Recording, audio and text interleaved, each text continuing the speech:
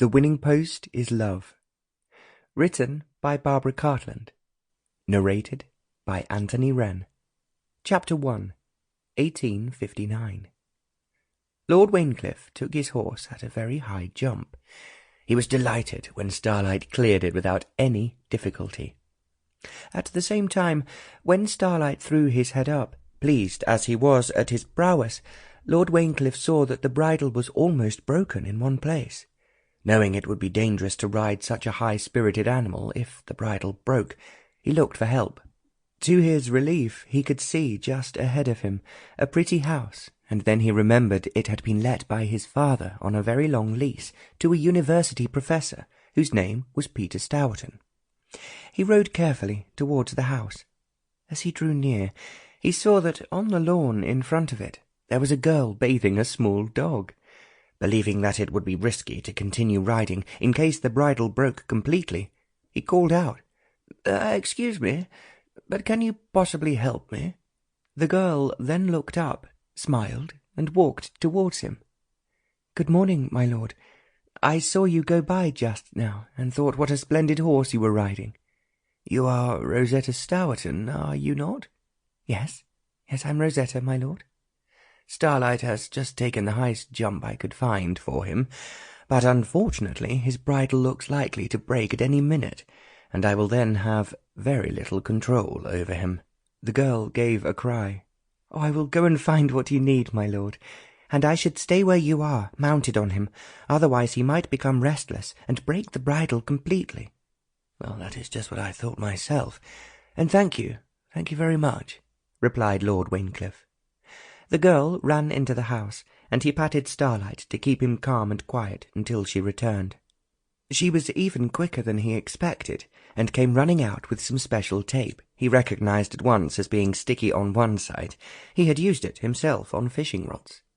She seemed breathless when she reached him, and he stretched out to take it from her, saying, "Oh, thank you very much. I am most grateful." "Let me help you, my lord. I can do it more easily standing here than you could sitting on the saddle." She wound the tape round the bridle, and then cut it with a pair of scissors she had brought with her. "I'm sorry to have interrupted you when you are so busy," he murmured politely. "I hope your dog will not dirty himself again while you are attending me. I don't think he has wandered far away." Then she looked back and added, "I'm sure this will hold firm, at least until you reach home." Lord Waincliffe looked at her. He thought that she was exceedingly pretty, and she reminded him of someone. Then he was aware that she was very much like his sister Dolina, and in fact there was a remarkable likeness, and he reflected that if they were side by side it would be difficult to know which was which.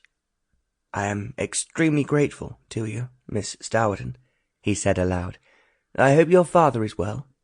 "He finds it extremely annoying that his eyesight is failing, although I read to him as much as I can.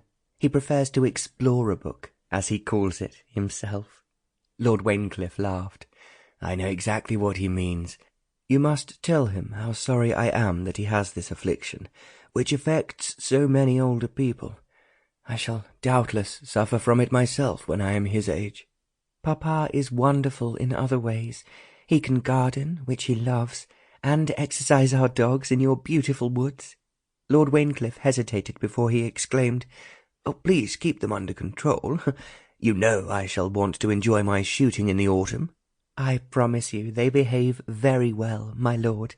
They are model dogs, and other people could learn a great deal from them if they could see how obedient they are."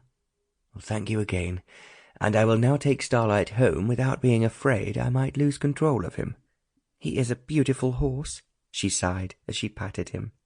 "I'm not surprised at all that you are proud of his appearance, apart from his skill. I think he will be the best jumper I have ever had." Lord Waincliffe raised his hat. Then, as he strode off on Starlight, he was thinking how extremely pretty Professor Stourton's daughter was. It was strange that she should look so like his sister.